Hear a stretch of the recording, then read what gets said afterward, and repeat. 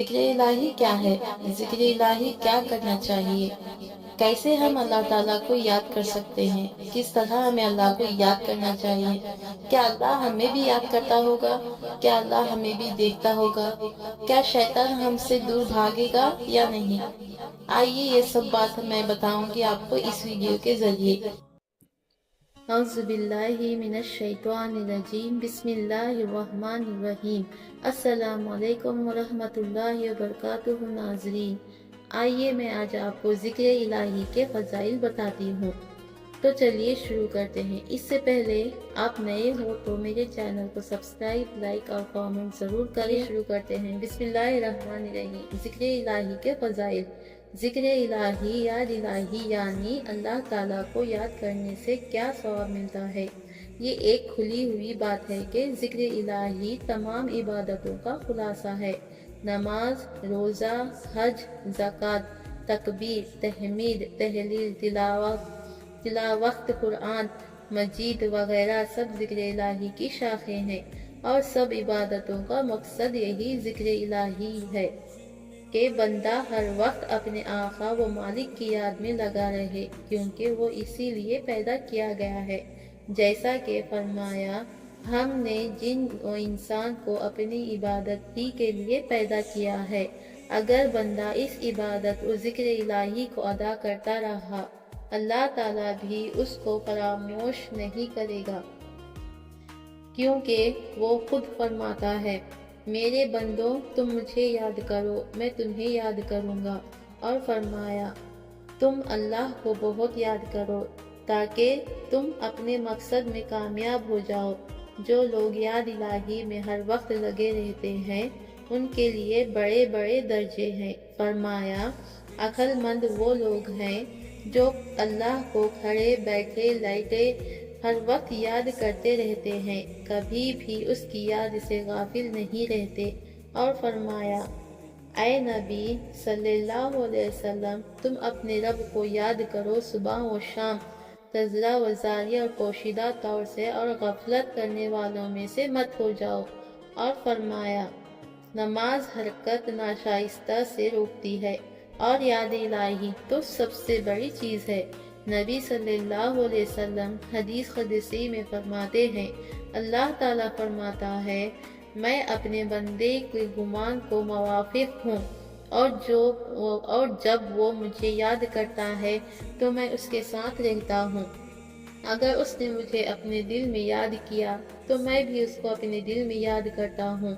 اگر اس نے مجھے کسی جماعت میں یاد کیا تو میں اس سے بہتر جماعت میں اس کو یاد کرتا ہوں۔ رسول اللہ صلی اللہ علیہ وسلم سے دریافت کیا گیا کہ قیامت کے دن کس بندے کا درجہ سب سے بڑا ہوگا؟ آپ صلی اللہ علیہ وسلم نے فرمایا، ان مردوں اور عورتوں کا جو یاد الہی زیادہ کرنے والے ہوں گے، بڑا درجہ ان کا ہوگا۔ صحابہ اکرام رضوان اللہ علیہم اجمعین نے دریافت کیا ہے، کیا اللہ کے راستے میں جہاد کرنے والے سے بھی زیادہ؟ تو آپ نے فرمایا، ہاں، مجاہد شہید سے بھی ذکر الہی کرنے والوں کا زیادہ درجہ ہے۔ اور فرمایا، یاد الہی کرنے والوں کی مثال زندوں کی جیسی ہے، اور اس سے غفلت کرنے والوں کی مردوں کی جیسی ہے۔ اور فرمایا، جو قوم ذکر الہی کے لیے کسی جگہ بیٹھتی ہے تو اس کو رحمت کے فرشتے گھیر لیتے ہیں، اور رحمت خداوندی کی اس پر بارش ہوتی ہے، اور کھڑے ہوتے وقت ان سے کہا جاتا ہے، کھڑے ہو جاؤ، تمہارے سب گناہ بخش دیے۔ اور ذکر الہی کرنے والوں کی وجہ سے اللہ تعالیٰ فرشتوں سے مباحثت فخر کرتا ہے کہ میرے بندے مجھے دنیا میں یاد کر رہے ہیں۔ اور فرمایا،